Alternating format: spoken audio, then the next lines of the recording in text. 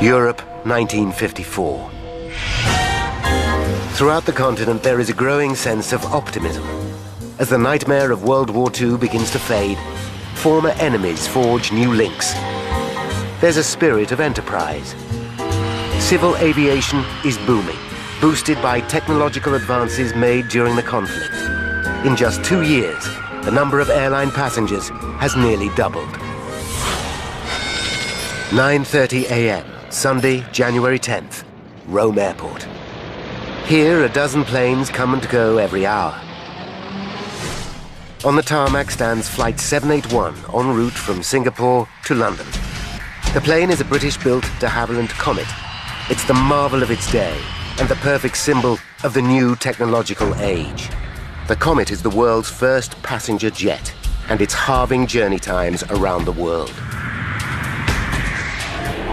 The pride of Britain sends a message of superiority to every aircraft manufacturer in the world. A dream comes true. At Hatfield Airport, the Comet, the world's first all-jet airliner. Begun 3 years ago, the airliner that makes every other passenger plane out of date will go into operation within 18 months. The revolutionary design is based on de Havilland's hard-won military expertise. The plane is powered by 4 Ghost jet engines and carries 42 passengers and crew at up to 800 kilometers per hour, almost twice as fast as its nearest competitor. To help it achieve this staggering speed efficiently, it flies at a height of up to 12,000 meters, where the air is thinner. Until now, such performance was the preserve of military jet fighters. 20 months after the launch, there are 17 of these aircraft in service. 9 are owned by the British Overseas Airways Corporation, or BOAC, and among them is Flight 781. 9:40 a.m. BOAC engineer Jerry Bull inspects the Comet's undercarriage. He checks for fuel leaks, tire damage, and marks on the airframe. He pays attention to the aircraft's high-tech, ultra-lightweight aluminium skin. It's extremely thin and vulnerable to damage. You're looking for this incidental damage. There was none as far as I can recall at that stage. So my own thought at the time was walking, well, we got a clean airplane today. At 10 a.m., Bull completes his final checks. The flight crew join him. The captain is Alan Gibson. At 31, he's one of BOAC's youngest pilots. Captain Gibson was a man of very good ability, not a person who would panic about anything. He was, confident. In Rome Airport Terminal, members of the new jet set enjoy breakfast. Many are children returning to England for a new school term. They're excited about flying on the world's first passenger jet. Also on the flight is renowned BBC reporter Chester Wilmot. He's returning home after covering a tour of Australia by the recently crowned British Queen. Chester is a devoted family man with 3 children. He's especially close to his 10-year-old daughter Jane, who was born deaf. She is devoted to him, unaware that he's one of Britain's best-loved broadcasters. I did adore him. And I knew that he was busy, I knew he was on television, I knew he wrote books. But I don't think I even twigged how famous he was. He was just my dad. 10:05 a.m. and the last pieces of luggage are stored in the hold of Flight 781. The plane will be flying today with 29 passengers and 6 crew members on board.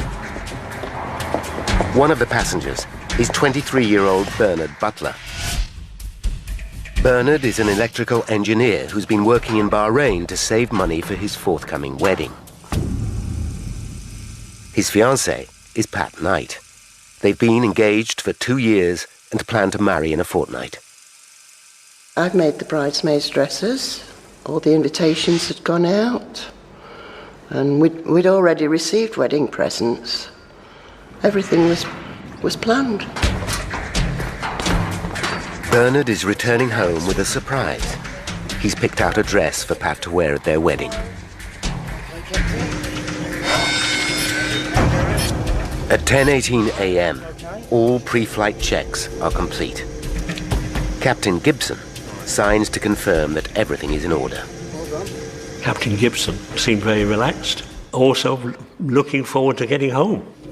Flight 781 is just one of 5 BOAC services from Rome to London today. An older generation of slower propeller-driven airliners make up the other flights. At 10:19 a.m., a BOAC Argonaut, also bound for London, thunders down the runway. Captain Johnson is at the controls.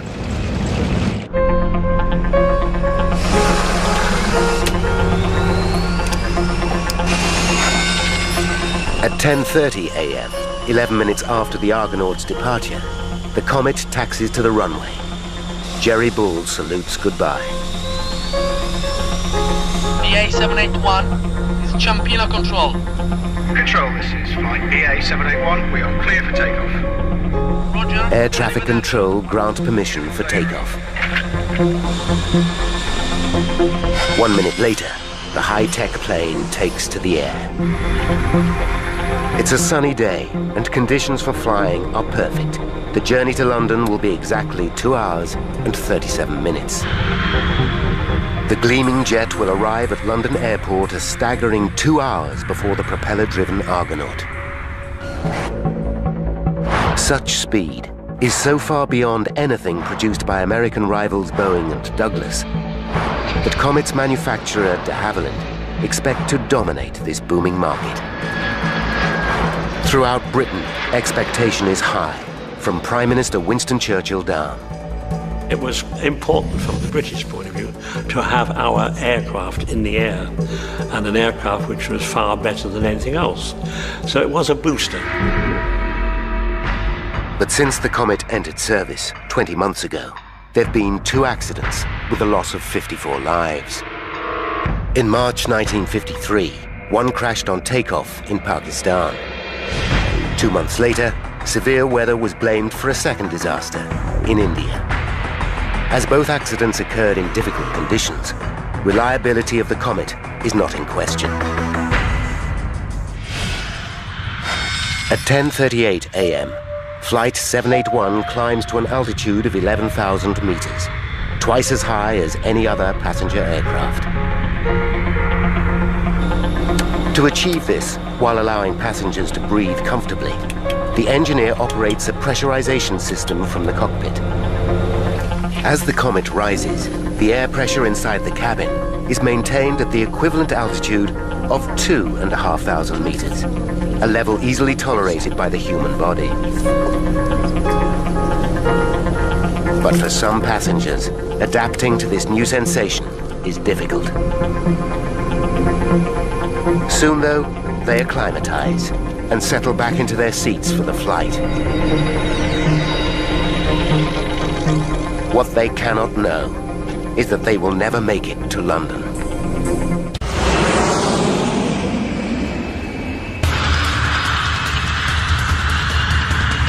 (1954), and a state-of-the-art Comet jet airliner has taken off from Rome en route to London. On board are 29 passengers and 6 crew.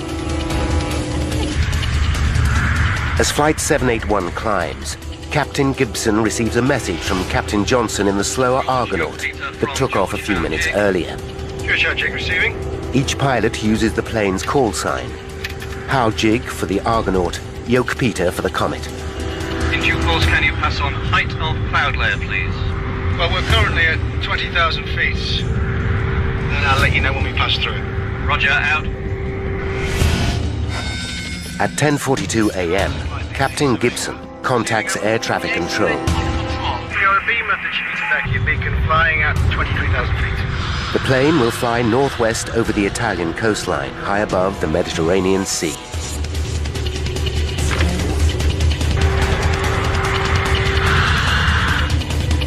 Like some tea, sir?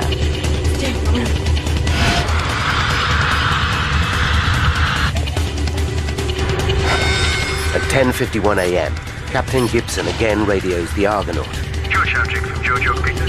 George York Peter from George Howard Jig. George Howard Jig, did you get my message?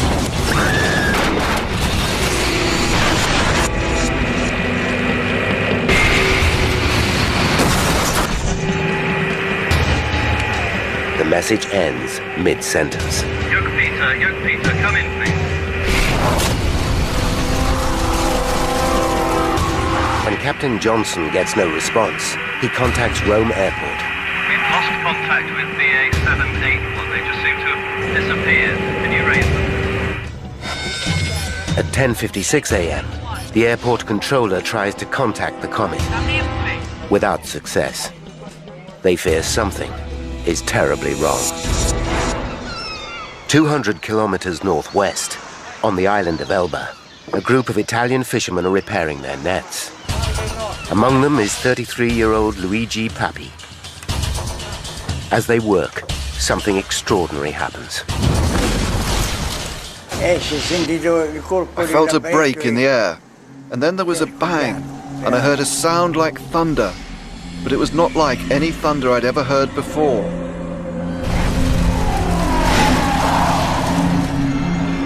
They watch in amazement as flaming wreckage falls from the sky.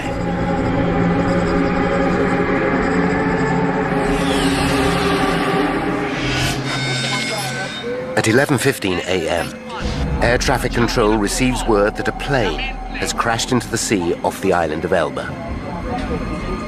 It confirms their worst fears.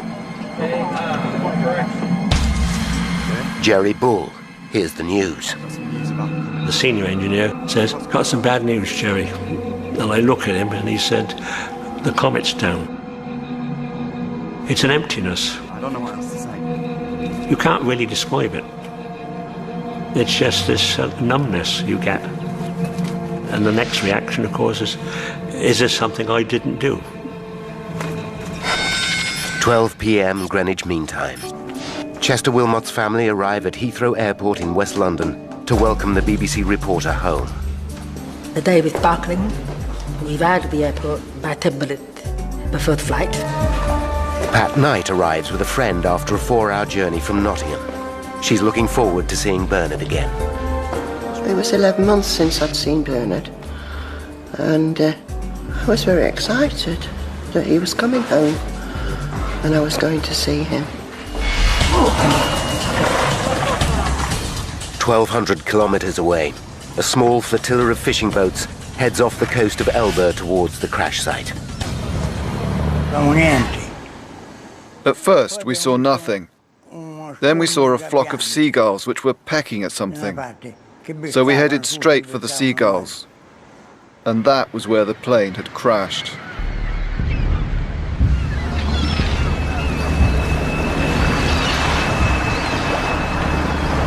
It's a harrowing scene. Bodies and debris float in the water. Among the carnage is a white wedding dress.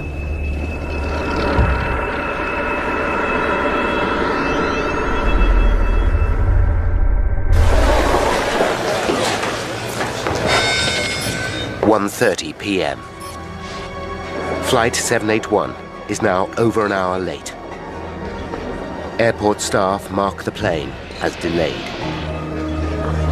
Jane Wilmot keeps a close eye on the arrivals board. Mother wanted to keep me busy. So she was sending me off to keep asking questions. Plane delayed, plane delayed. Jane suddenly notices that all reference to Flight 781 has been removed.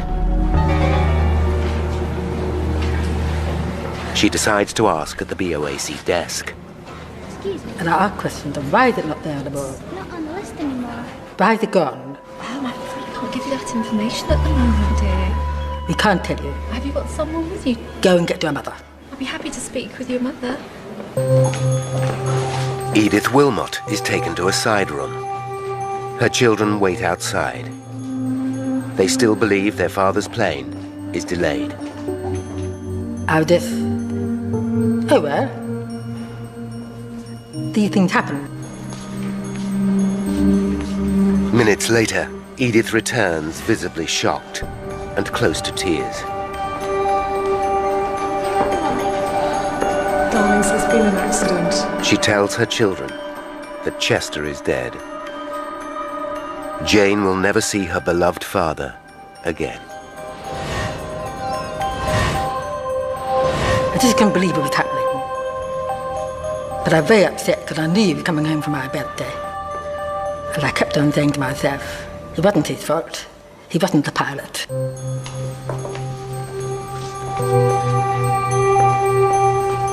The grim task of informing friends and relatives continues. Patricia Knight can scarcely believe what she hears. We were told it had come down. They didn't know whether there were bodies found or not. And there was nothing we could do. In an instant, Pat's hopes for the future are destroyed.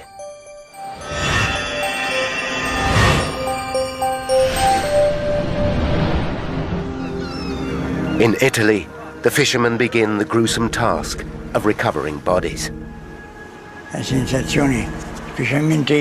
It was a big shock.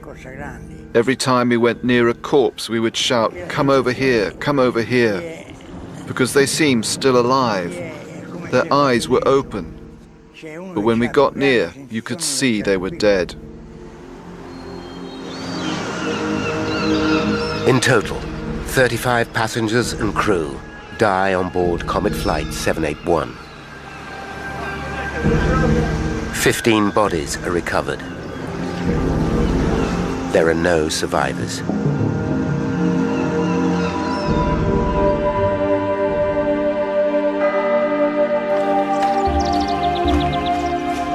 The dead are carried to a small chapel in Port Azzurro.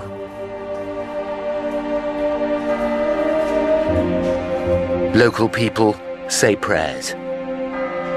Children bring flowers.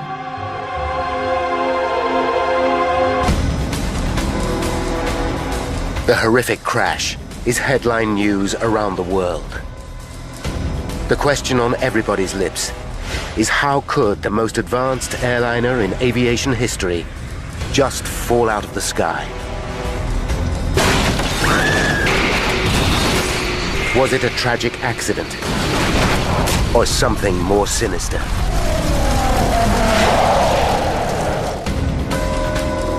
In 1954, the mysterious crash of the Comet dominates the thoughts of the British nation. What could have possibly caused the most advanced passenger plane in history to disintegrate in mid-air? Within hours of the crash, a team of experts working for BOAC begin a technical examination of the Comet fleet. They must discover if there's a flaw in the design or a manufacturing fault. Britain's position as the world leader in passenger jet travel depends upon it. The inquiry that follows will turn into one of the most complex and important in aviation history. Now, by going deep into the investigation, we can reveal the critical chain of events that caused the downing of Flight 781. Paul Withy is an aviation metallurgist. For 6 years, he studied the Comet investigation and is an expert on this turning point in aviation safety. Withy knows that with no established protocol for air crash investigation, it was an epic task. The difficulties they faced as an investigation team was to develop a whole new series of techniques for looking into a major air crash. And they had to really invent tests, invent methods of doing things as they went along. But Withy needs to be sure that this landmark case actually did get to the truth. Now, for the first time in half a century, he will re-examine the vital evidence. If he discovers their findings are wrong, it will rewrite the history of air crash investigation. From the beginning, the inquiry team are faced with an enormous challenge. In 1954, the investigation team had no black boxes. They had no flight data recorders. They had no way of understanding what was going on in the plane at the time of the accident. Their best clue, the aircraft itself, lies at the bottom of the Mediterranean Sea. Without the remains of the plane, the team know they must unravel the mystery with the flimsiest of evidence. With little to go on, the press speculate that sabotage might be the cause of the crash. These are the early years of the Cold War, and there are fears that subversive communists may be responsible. Sabotage, a bomb. I mean, that came up fairly rapidly, you know, it has to be. How did it happen?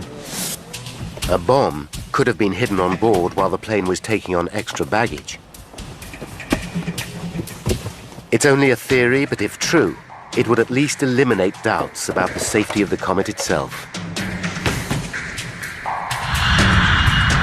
With the pride and prosperity of a nation riding on the Comet's success, a close eye is kept on the investigation from the very top. Winston Churchill himself. If saboteurs are responsible, the investigators know they must come up with hard evidence. They know that Flight 781 would have been flying at around 11,000 meters when something caused it to break up and fall from the sky. The Italian fishermen provide a few clues. I saw a huge ball of fire rotating and plunging into the sea. It left a huge cloud of smoke. Captain Johnson, pilot of the Argonaut, deepens the mystery. The radio went dead in mid-sentence. Everything just cut out instantly. But it's the victims themselves that provide the biggest mystery. Within hours of the crash, Italian pathologist Dr. Antoni Fornari examines the bodies.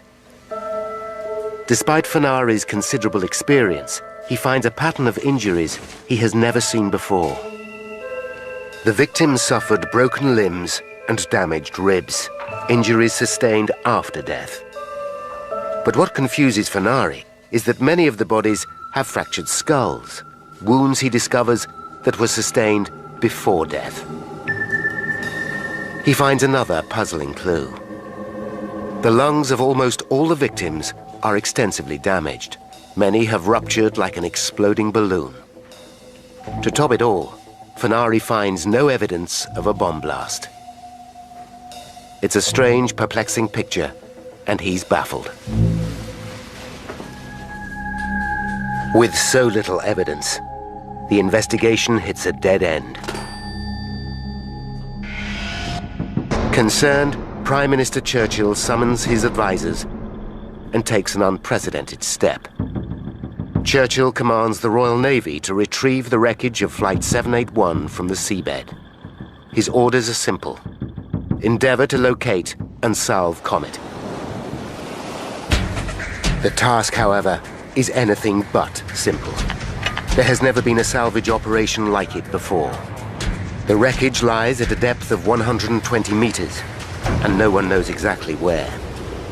Today, if an aircraft crashed in similar circumstances, the black box recorders would have transponders and would lead the investigators and the recovery teams to the spot where the aircraft was. The Navy didn't have that information. HMS Wrangler, an anti-submarine frigate, searches an area of 260 square kilometers. 3 salvage vessels are on hand to help. They're equipped with the most up-to-date technology, including an underwater camera and a deep-sea observation chamber. But progress is delayed by bad weather. Then, on February 12th, 33 days after the crash, Navy experts identify the first piece of the Comet wreckage on the underwater camera. Divers descend to the seafloor. Over the next few weeks, small bits of debris are sent back to England for examination. Then comes a major find. A large section of the rear fuselage is located and brought to the surface. Meanwhile in London, the Comet fleet sits idle. BOAC hemorrhages cash at the rate of £50,000 per week.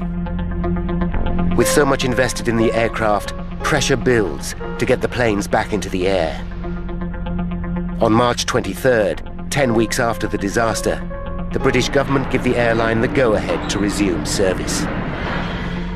At London Airport, a Comet airliner about to leave for Johannesburg was taking out extra crew members.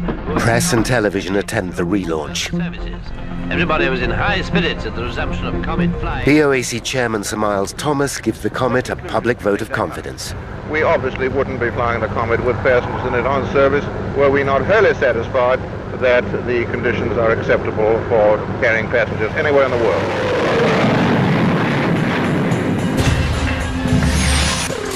Wreckage from Flight 781 arrives in England piece by piece. Investigators identify and mark every fragment. In a hangar, carpenters build a wooden frame of the Comet aircraft. As the wreckage accumulates, they wire each piece onto this skeleton. Now, with the entire Comet fleet back in service, it's more important than ever to find the cause of the crash. The lives of hundreds of passengers depend on it.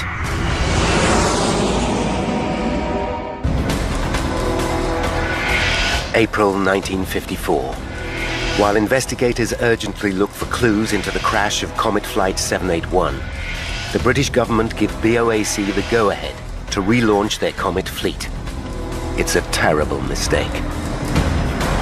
At 6:32 p.m. on April 8th, 16 days after the resumption of flying, a Comet takes off from Rome bound for Egypt. 14 passengers and 7 crew members are on board. 33 minutes into the flight, the pilot reports that he's on course flying at 11,000 meters. It's his final message.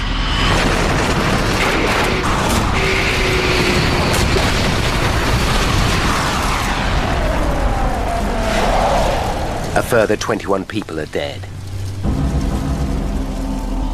The news sends shockwaves around the world. Barely a fortnight after reassuring the public the Comet is safe to fly, BOAC's chairman publicly admits that he was wrong.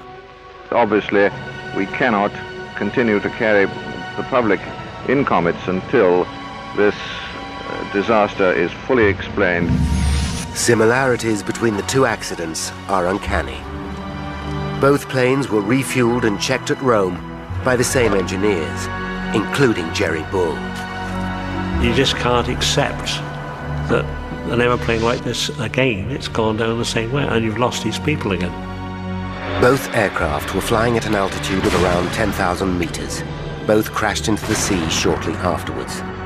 It seems there must be a flaw in the aircraft itself. Again, the British Navy looks for evidence. They recover 5 bodies, along with a few personal effects. Churchill acts decisively. He appoints the Royal Aircraft Establishment, Britain's leading aeronautical research centre, to investigate. Heading the inquiry will be Sir Arnold Hall. Hall has an impressive reputation. He's a Cambridge scholar and one of the outstanding scientists of his generation. Sir Arnold Hall is a brilliant scientist, and he was one of those people who would let the facts speak for themselves and would make judgments based on fact, not on opinion. Churchill instructs Hall. The cost of solving the Comet mystery must be reckoned neither in money nor in manpower. But even for a man as qualified as Hall, it's going to be a tall order. The second plane to crash rests under 1,000 meters of water and is impossible to retrieve. The hope is that if they can establish the cause of Flight 781's crash, it will explain why the second aircraft went down.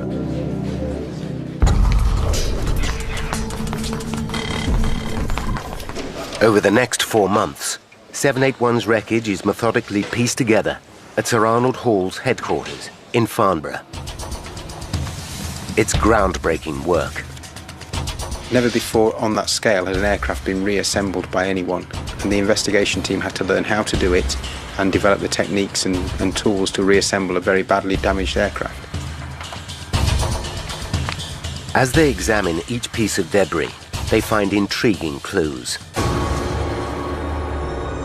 Bits of carpet, pills from the first aid cabinet, a corner of a mirror from the toilet, and scraps of passengers' luggage are all found wedged into the rear end of the fuselage, under the root of the tail fin.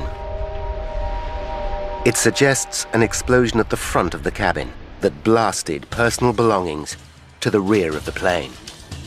The question is, how and where did the explosion start? As the wreckage begins to provide some clues, so too do the victims. 4 of the bodies retrieved from the second crash are flown to Britain for post-mortem. The pathologist finds identical injuries to those of Flight 781, fractured skulls and ruptured lungs. Hall has a hunch. Could the entire plane have burst like a balloon? After all, the pressurized cabin designed to keep passengers comfortable would mean that the aluminium skin of the Comet is highly stressed. Any structural failure, and it might simply explode of its own accord. Such a violent decompression, as it's called, has never happened on a passenger plane before, but Hall and his team believe this could explain the terrible injuries. To test the theory, they stage a pioneering experiment. The team build a Perspex model of the fuselage, 1/10 the actual size. The cabin includes 28 miniature seats with 6 dummies. The model is housed inside a pressure chamber. When the pressure in the fuselage is increased to 8¼ pounds, the equivalent of flying at 12,000 meters, the team deliberately rupture the model.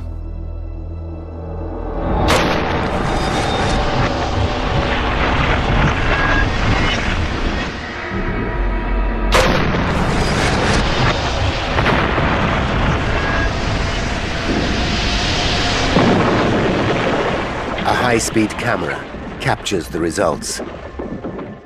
The rapidly escaping air causes a tremendous release of energy. Seats tear apart and fly through the air.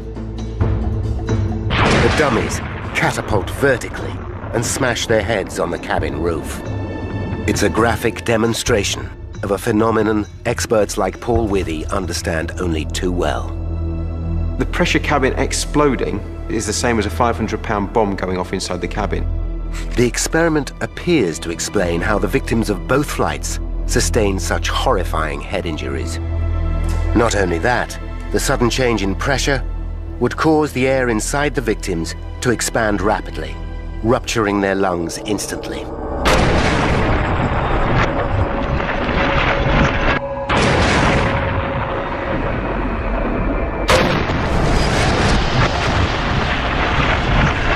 If explosive decompression can explain what happened to both planes, the team must discover exactly what caused the weakness in the structure of the fuselage.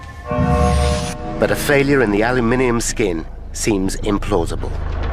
The manufacturer's own tests show the natural life expectancy of the fuselage is over 10,000 flights, many more than the number flown by the 2 crashed planes.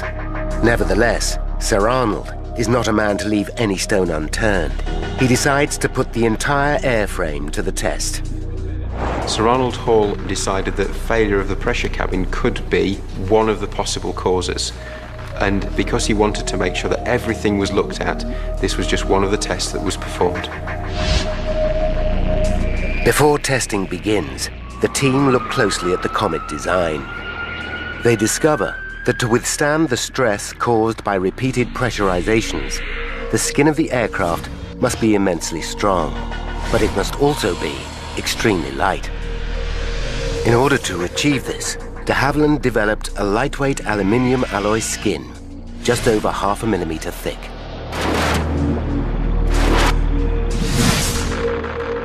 The Comet's skin thickness was as thin as the designers dared go to withstand the cabin pressurization, and it was fixed by how little they thought they could get away with. Sir Arnold devises a test to assess the strength of the plane's fuselage. The experiment is on a completely different scale to anything they have attempted before. It requires the construction of a massive water tank, measuring 34 meters long by 7 meters wide and 5 meters deep. Working non-stop, it takes a team of engineers 6 weeks to complete. The team at the Royal Aircraft Establishment are working really hard. They're working 24 hours a day, they're working shifts, they're sleeping on site. They are a very dedicated team. By May 29th, it's ready. The engines and cabin upholstery of a Comet are stripped out. The empty plane is gently maneuvered into the water tank, with the wings protruding on either side.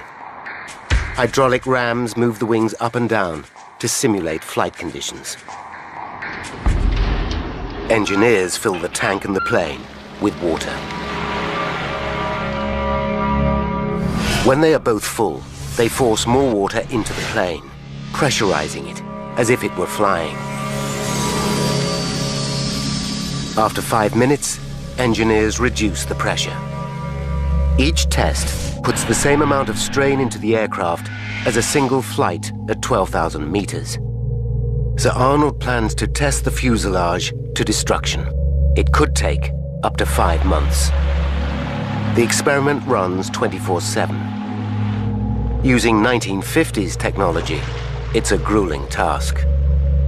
Today we wouldn't do a water tank test. We'd actually use computer modelling and computer simulation to understand how the aircraft would behave. As the tests continue, there are other lines of inquiry. In mid-June, 5 months after the crash of Flight 781, the team assembled 2/3 of the fuselage onto the wooden frame.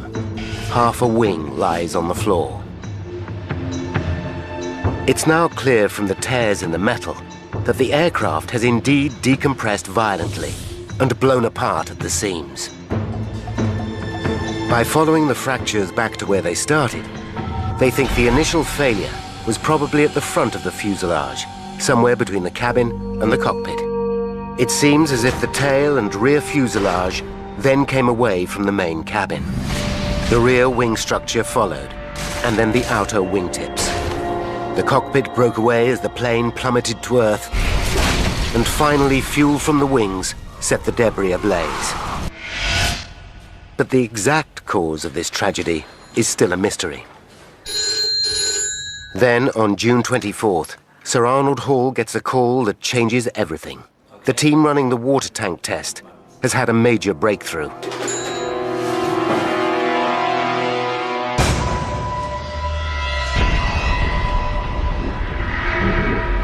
Less than a month after testing began, after the equivalent of just 3,000 flights, the Comet fuselage ruptures. Engineers immediately drain the tank, and Sir Arnold Hall inspects the damage. There is a massive tear in the aircraft's skin, 2 meters long and 1 meter deep. The tear follows the line of the plane's windows and doors. It's a shocking but vital turning point. They have uncovered a major weakness in the structure of the Comet. The entire fleet seems to be fatally flawed. I think everybody was thunderstruck. De Havilland certainly were thunderstruck because they didn't expect a Comet airframe to fail so soon in its life. But what triggered such a dramatic failure? There's one prime suspect, a phenomenon known as metal fatigue. It's something Paul Withy knows well. This is a piece of aluminium sheet similar to that which was used on the Comet skin, but much thinner. One cycle of load isn't going to fail it at all. But if I repeatedly load it, like this... Fatigue is caused when a metal is repeatedly flexed one way and then the other. There you can just see it's about 3 or 4 millimeters across the sheet. After a while, minute cracks start to form. Cracks growing further and further across the sample. The cracks steadily increase in size, and eventually the part fails. But there are 2 problems with this explanation. Metal fatigue leaves a telltale microscopic pattern on the surface of the metal. Although in the 1950s, the technology for detecting this pattern is in its infancy. None of the parts reclaimed from the sea seem to show any sign of it. Secondly, before the Comet went into service, the manufacturers did extensive fatigue tests to find out how the fuselage would behave under repeated pressurizations. It passed with flying colors. Sir Arnold knows he must come up with hard evidence to prove the theory. He must find a part of Flight 781 that shows signs of the fatigue. The piece of evidence that Sir Arnold needed above all other was that source of fatigue crack growth that he knew was there in the airframe somewhere. A single piece of wreckage is all that's needed to validate the entire investigation. But this crucial evidence still lies at the bottom of the Mediterranean Sea.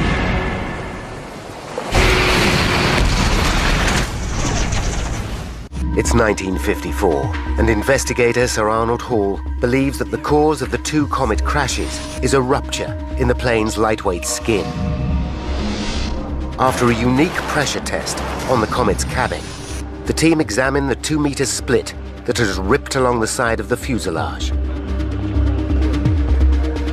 They make some frightening discoveries. By tracing the tear back, they find it starts at the forward escape hatch. This is not surprising. Stress to the aircraft should be evenly spread throughout the fuselage. But when a door or window is cut into the plane, it weakens the structure, and the stress concentrates around the weakened areas. To investigate further, they rig another aircraft with strain gauges designed to measure stress in the airframe. The results are shocking.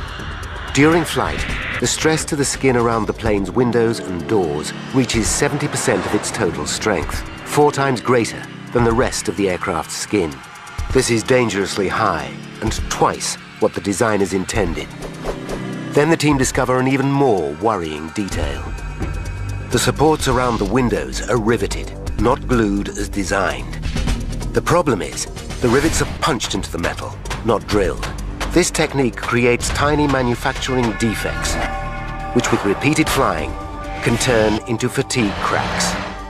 The presence of manufacturing cracks in a highly stressed area meant that you were highly likely to suffer from fatigue failure.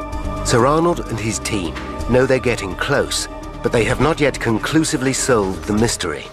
They've found no trace of metal fatigue on any of the wreckage from Flight 781.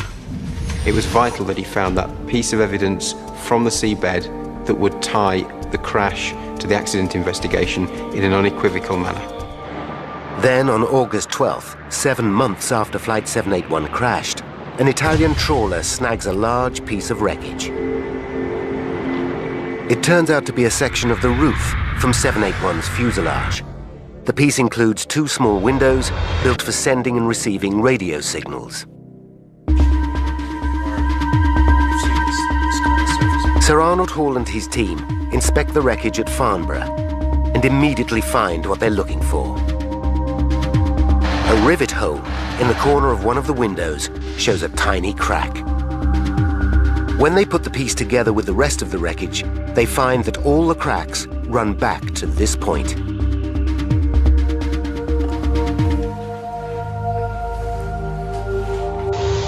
They have their missing clue. The future of the Comet, the world's first passenger jet airliner, hangs upon the outcome of a court of inquiry being held at Church House. On Tuesday, October 19th, after 6 months of grueling work, Sir Arnold Hall presents his findings to a court of inquiry. But one detail fascinates Withy. In 1954, the techniques for analyzing metal fatigue were crude. The final piece of wreckage was examined with an ordinary microscope, and the team relied on experience to make their conclusion. Today, London's Science Museum safeguards the crucial piece of wreckage. Paul Withy goes to see the historic item for himself. No one has ever used modern methods to re-examine the evidence. Using 21st century know-how, Withy wants to look again at the wreckage and check that Sir Arnold got it right. In order to preserve the damaged section, it has been mounted onto a plate. Running from a rivet hole is the crack which, it's believed, started the catastrophe. To examine the damage in more detail, Withy makes an impression of the crucial area using a silicon-based putty.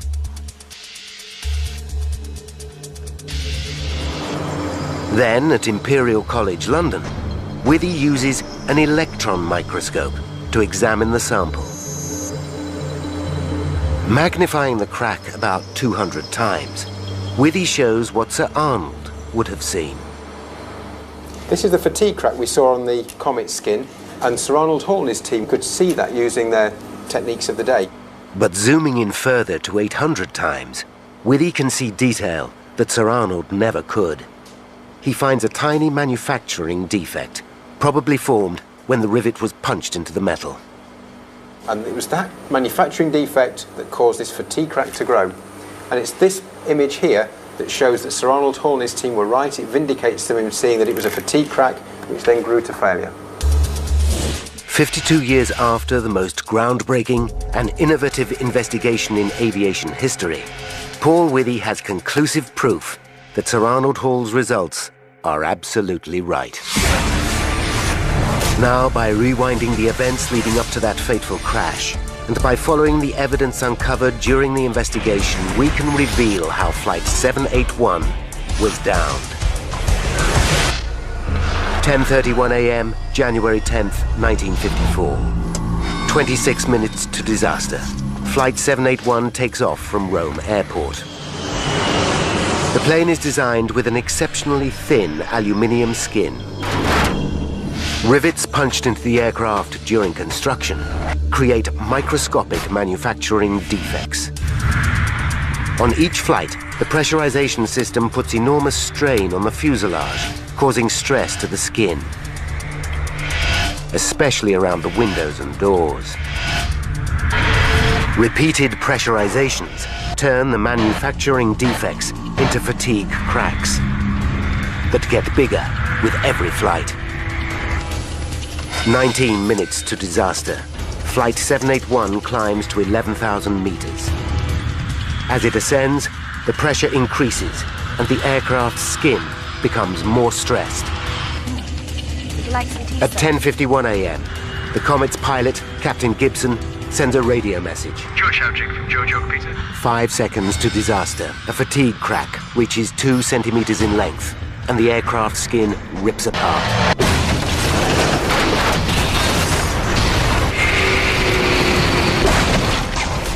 At 10:57 a.m., the shattered pieces of Flight 781 fall from the sky. 35 people are dead.